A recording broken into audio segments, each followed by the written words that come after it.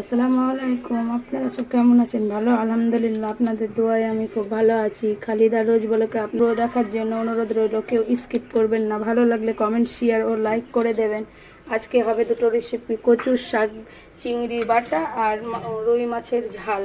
রুই মাছটা আমি সব রেডি করে নিয়েছি আগে, ঠিক আছে। রুই মাছটায় নুন মাখিয়ে নেব আর হলুদ দিয়ে দেব, দিয়ে হলুদ আর লবণ দিয়ে মাছটা মাখানো হয়ে গেছে। আবার গ্যাসটা ধরিয়ে দেব মাছটা ভাজার জন্য।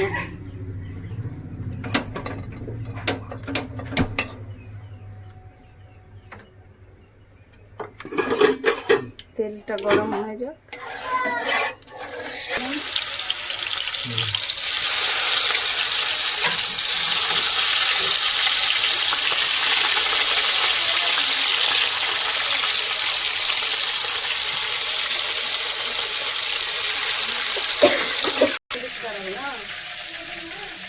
হালকা তেল দিয়ে দেবো,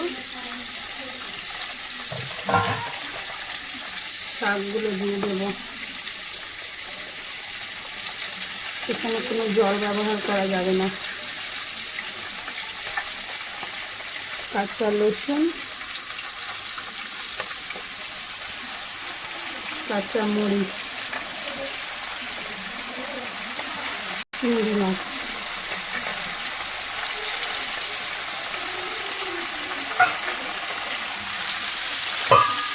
ঢেকে দিলাম। দিলাম মাছটা উল্টে দিলাম, নিয়েছি, একটু ভাজার জন্য রেখে দেবো।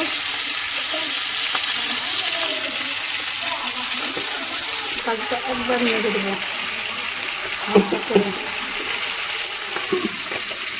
তুলে নেব।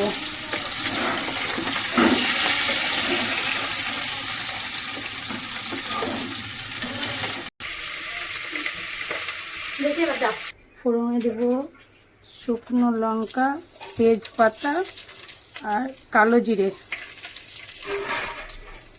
নেড়ে দিয়ে আগে করা মশলা, পেঁয়াজ, আদা, রসুন বাটা, নুন, হলুদ গুঁড়ো,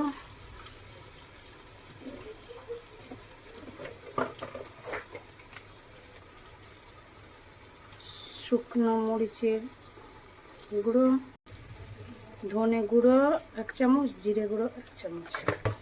মশলাটা কষার জন্য ভালো করে নেড়ে নেব, 2 মিনিট কষতে দেব। হয়ে গেছে।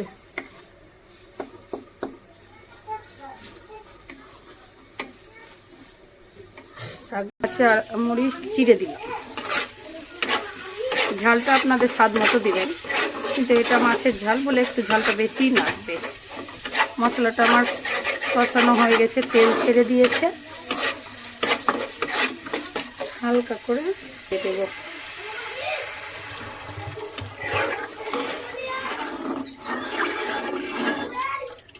তা হয়ে গেছে, শাকটা তুলে নেব।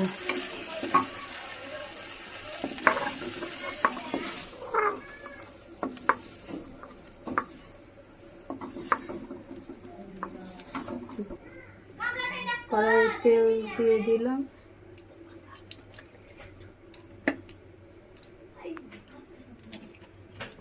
কড়াই তেল দিয়ে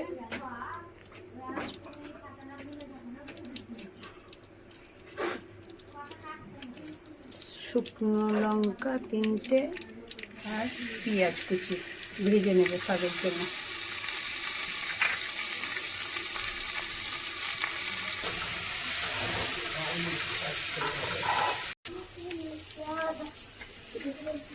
দিয়ে দেব